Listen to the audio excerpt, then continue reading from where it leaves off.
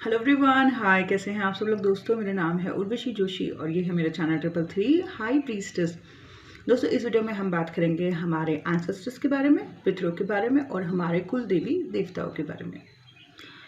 बहुत से लोग मुझे बोलते हैं कि मैडम, हमने आपको पिछले साल भी देखा है, हम आपको इस साल भी देखते हैं, बड़े सारे चेंजेस हैं आप में, बट आपने मुझे पहले कहाँ देखा है? अगर आप मुझे पहले देखते तो आप शायद मेरा कोई और अवतार देखते, जिसमें कि मैं बहुत ज़्यादा कूल बिंदास पर्सन आपसे मिलती। लेकिन अवेकनिंग के बाद जो है मेरी तो एक नई जर्नी स्टार्ट हो गई, और उस दौरान शुरू में जो एक्सपीरियंसेस हुए उसने तो मुझे कंफ्यूज करके रख दिया था कि क्या हो रहा है मेरे साथ। बट धीरे धीरे चीज़ें अंडरस्टैंड होनी शुरू हुई, बहुत ज़्यादा स्पिरिचुअल नॉलेज, ज्ञान मुझे मिलने लग गया, और इस प्लेटफॉर्म से भी मैंने काफ़ी सारी चीज़ें शेयर करनी शुरू कर दी। बट इस दौरान क्या हुआ, मैं बहुत से ऐसे लोगों से मिली जिनकी कहानी लगभग मेरे जैसी ही थी, जो लोग बहुत ज़्यादा पेन में रहे हैं बचपन में। अब उनको सुन सुन के क्या हुआ, मेरे अंदर जो मेरे इमोशनल पेन थे, उनकी बातें सुन सुन के वो एक्टिव हो गए। बट मैं इस चीज़ को बहुत पॉजिटिवली लेती हूँ कि अच्छा हुआ ये लोग मेरी लाइफ में आए, क्योंकि जब मैंने इनको सुना और वो पेन एक्टिव हुए तो मुझे उन पेन्स को निकालना भी आता था, उन इमोशनल ट्रॉमास को क्लीन करना भी आता था। मुझे पता चल चुका था कि इनको कैसे क्लीन किया जा सकता है। तो शुक्रगुजार हूँ मैं उन लोगों का जो लोग मेरी लाइफ में आए और उनकी वजह से ये पेन एक्टिव हुए। बट अगर मुझे पता नहीं होता ना कि इनको क्लीन कैसे करना है, तब मैं बड़ी परेशान हो जाती। आप लोगों के साथ, मोस्ट ऑफ द पीपल्स के साथ यही तो हो रहा है। आप ऐसे ऐसे लोगों को सुन रहे हो, ऐसे लोगों के साथ दोस्ती में हो जो ऐसी बातें आपके साथ करते हैं। वो कर कर के क्या हो रहा है, वो आपके इमोशनल ट्रॉमा एक्टिव हो रहे हैं, वो शरीर में घूम रहे हैं बीमारी बन के, दर्द बन के, बट वो रिलीज़ नहीं हो रहे हैं, है ना। बट मुझे ईश्वर ने, भगवान ने, परमात्मा ने वो तरीका बताया कि कैसे इसको रिलीज़ किया जा सकता है। सो परमात्मा का भी धन्यवाद, उन सभी लोगों का धन्यवाद जो मेरे जीवन में आए और जिन्होंने अपनी बातें कहीं पर मेरे पेन्स को भी एक्टिव किया। अच्छा, बहुत से लोग बोलते हैं कि मैडम, हमने बड़े चेंजेस देखे हैं आप में, पहले तो आप कैसे हो रखे थे और आप कैसे हो गए हो।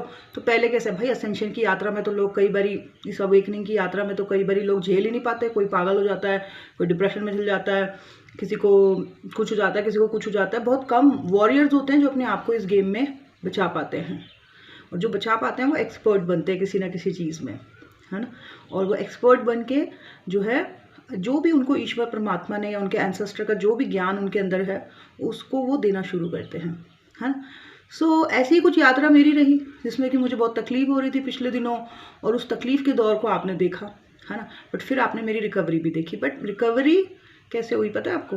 ये सब मेरे एंसेस्टर्स का और हमारी जो कुल देवी है उनका आशीर्वाद था। हाँ जी, बिल्कुल। मेरे जो पितृ थे ये उनका आशीर्वाद था, और जो हमारी कुल देवी हैं ये उनका आशीर्वाद था।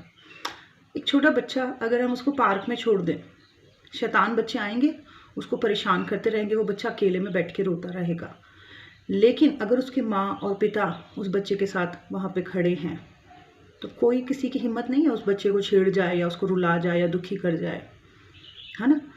तो ऐसे ही हमारे साथ होता है। अगर हमारे एंसेस्टर्स का आशीर्वाद, उनकी सुरक्षा हमारे साथ है, अगर हमारे कुल देवी का आशीर्वाद हमारे साथ है, उनकी सुरक्षा हमारे साथ है, कोई भी नेगेटिव एनर्जी हमें छू नहीं सकती है। आपने हैरी पॉटर मूवी देखी है? हैरी पॉटर मूवी मैंने बचपन में बड़ी देखी है। उसमें मैं एक डायलॉग देखती थी हैरी पॉटर का, वो बोलता था अपना, वो एक झड़ी सी थी उसकी ऐसे करके बोलता था, पितृदेव संरक्षणम। मतलब फॉरेनर्स को भी पता है ये बात, जिसने ये मूवी लिखी होगी, जो भी किया होगा, उसको भी पता है कि हमारे पितृ जो हैं वो हमारी सुरक्षा करते हैं, है ना। जो लोग बहुत ज़्यादा भटकते हैं, बहुत ज़्यादा जिनके घर में कलेश होते हैं, बहुत ज़्यादा नुकसान होते हैं, एक्सीडेंट होते हैं, बहुत ज़्यादा जिनके घरों में एक्स्ट्रा मैरिटल अफेयर्स होते हैं, बहुत ज़्यादा दुखी होते हैं, उसका कारण होता है, उसका कारण ये होता है कि वो अपने पितरों को पूज नहीं रहे होते हैं। बस चले गए तो चले गए, कोई हमारा उनसे मतलब नहीं है, ऐसा तो उनके पितृ जो है, उनको कोई भी सुरक्षा प्रदान नहीं होती। कोई भी बाहर की एनर्जी जो है उनके तक पहुंच जाती है, और उनकी सुरक्षा करने वाला कोई होता ही नहीं है। परंतु जिन घरों में सितंबर मंथ में और टाइम टाइम में पितरों के लिए जो है सब करा जाता है। जैसे सितंबर में आता है ना पितृ श्राद्ध टाइम, या पितरों के लिए समय समय पे वो कुछ ना कुछ करते रहते हैं, अमावस्या पे दान दक्षिणा करते रहते हैं, है ना। हर प्रोग्राम जो उनके घर में होता है अपने पितरों के लिए पहले वो खाना और चीज़ें निकालते हैं।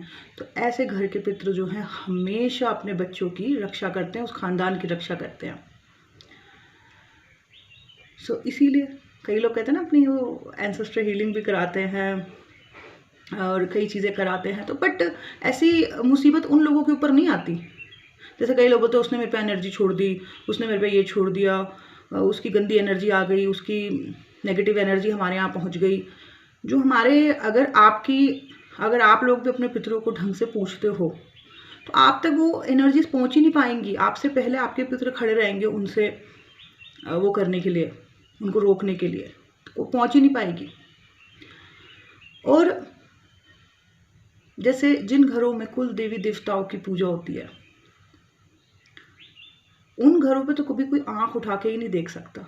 उन घरों के साथ इतनी शक्तियाँ जुड़ी रहती है, उनकी जो माँ कुल देवी या कुल देवता रहते हैं उनकी इतनी शक्तियाँ उस घर को प्रोटेक्ट करती है, वहाँ पे तो कभी कोई कुछ पहुँच ही नहीं सकता उस घर में। मेरे घर में जब मैं छोटी थी मुझे हमेशा मतलब जो मम्मी और का घर हमारा था छोटे में, बहुत ज़्यादा मुझे सपना आता था जिसमें मैं देखती थी कि शेर मेरा पीछा कर रहा है, भाग रहा है, और बार बार ये सपना आता था छोटे से। फिर मैंने दुर्गा चालीसा पढ़ना शुरू किया। मेरे घर में ऐसा कोई पूजा पाठ का कोई माहौल नहीं था और धीरे धीरे मैंने देखा वो शेर सपने में आना, ऐसा मतलब पीछे पड़ना तो बंद हो गया, ठीक है। और माँ दुर्गा के लिए मैंने देखा कि हमेशा से मेरे मन में जो है बहुत जैसे इष्ट देव होते हैं या इष्ट देवी, तो ऐसा मेरे मन में हमेशा से ही उनके लिए था, जबकि हमारे घर का माहौल कोई इतना ज़्यादा पूजा पाठ का था नहीं। जब मैं शादी करके यहाँ ऋषिकेश गई तो वहाँ हम कुल देवी के मंदिर गए जो कि पहाड़ों पे था, माँ विंध्यवासिनी का टेम्पल, उस मंदिर में गई।